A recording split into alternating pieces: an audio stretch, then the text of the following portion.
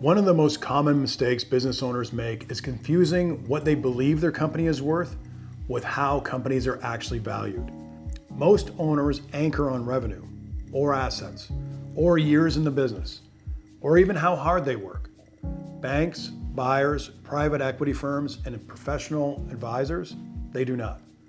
When a business is evaluated for lending or acquisition or recapitalization, the starting point is always the same: EBITDA, and the multiple that they get based off their industry. This is the valuation language of the financial world, and this is where the confusion begins. Owners hear EBITDA and assume it represents financial health, cash availability, or operational safety. They believe a strong EBITDA means that the business can support debt, growth, and expansion. That assumption is dangerous. EBITDA was never designed to answer the question small business owners actually care about, which is whether the business can reliably fund itself. EBITDA removes interest, it removes taxes, it removes depreciation and amortization. Those are not abstract concepts for small businesses, they are real cash obligations. Interest is money leaving the account every month. Taxes are unavoidable and often underestimated. Depreciation represents assets that will require real cash to repair and replace. When these elements are stripped out, EBITDA can create an illusion of strength where fragility actually exists. This is how owners get misled. They see positive EBITDA and they assume the business can handle even more debt. They hire ahead of cash reality, they expand before working capital can support it.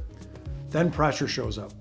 Payroll tightens, taxes surprise them, equipment fails with no reserve to replace it. The numbers do not lie. They just don't tell the whole story. EBITDA answers a very specific question. How profitable is this business before financing and tax structure? That makes it useful for valuation. It makes it useful for comparison. It makes it useful for banks and buyers. It does not make it sufficient for running a small business on a day-to-day basis. This disconnect is especially dangerous around debt. Banks may size loans off EBITDA, but debt is not paid with EBITDA. Debt is paid with cash.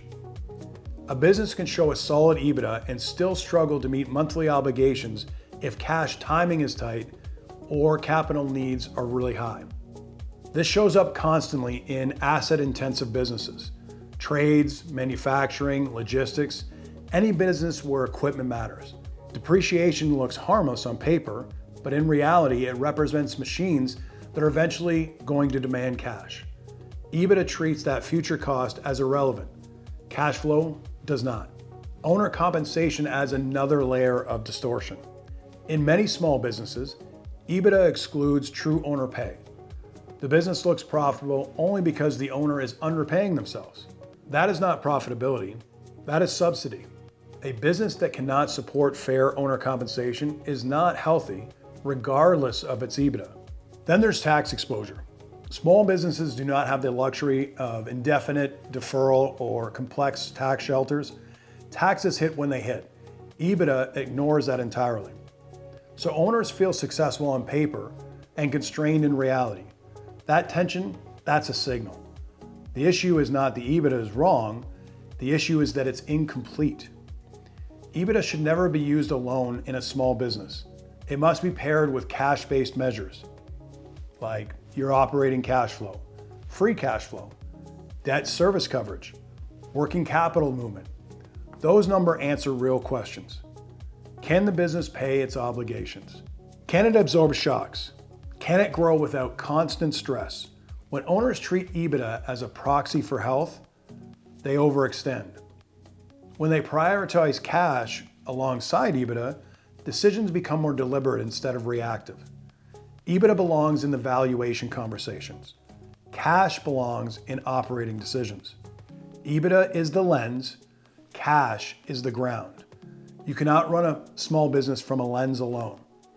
If EBITDA looks strong, but the business feels tight, trust that feeling.